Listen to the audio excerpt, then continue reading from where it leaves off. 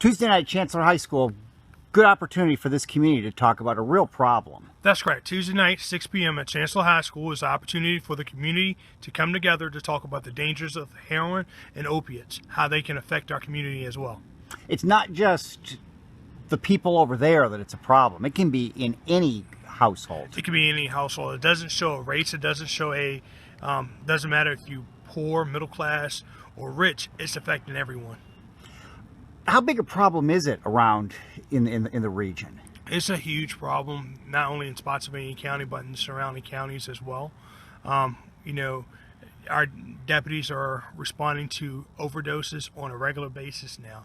Something that back in the day, every now and then you'll get a call, but it's almost a weekly basis now that they're responding to some type of overdose. I know you've told stories of kids that you've known a few months ago were vibrant and excited, and you can just tell in their eyes that something's wrong. You can tell in their eyes, you can see that something's going on with them. I used to teach the DARE program, so when I taught the DARE program, a lot of kids still remember me as being their DARE officer. I get the opportunity to speak to some folks that I know, kids that I've seen growing up, and also people that I know my own age that are using this terrible drugs, and I can see what's going on with them, and you try to talk to them, encourage them to get help, and try to show them other alternatives to try to help them beat this problem that they're having. Are we seeing this as a kids problem? Are we seeing it as kids and adults? I'm going to say it's affecting everybody. It's affecting kids and adults. How did it end up coming back? It's very cheap. A lot of people go to the doctor and get hooked on get prescription drugs for pain relief or surgeries and so forth. From there, they become addicted. Heroin is very cheap, and it's a cheap drug to get as well.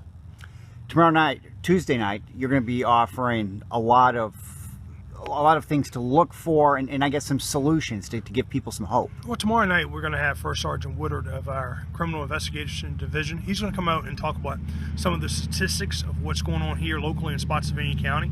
He's going to talk about some of the trends that he's seen out here in Spotsylvania County, and then we're going to show parents and the folks in the audience signs and symptoms, what to look for if they suspect a family member that's hooked on these terrible drugs. So then we're going to have our some of our other detectives are going to be setting up displays, actually hands-on examples of what you can find or what you would see with someone that's using these narcotics.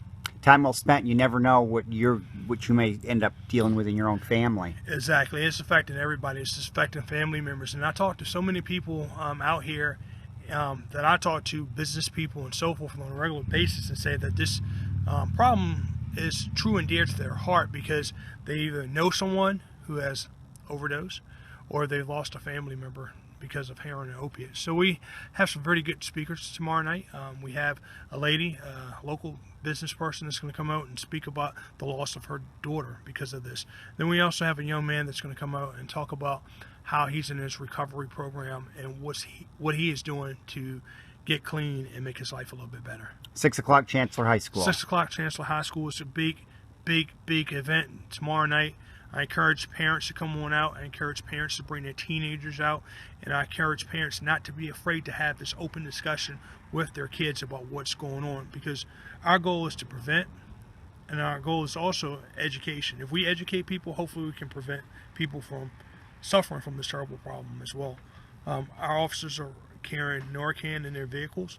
You know, if someone overdoses, they have that item in their vehicle to help bring somebody back. And from what I understand, we've used it over the weekend. Before you go, in April you've got a big event, something that's become an annual event for Autism Awareness Day. That's correct. Sheriff's Office Autism Awareness Day is coming up in April.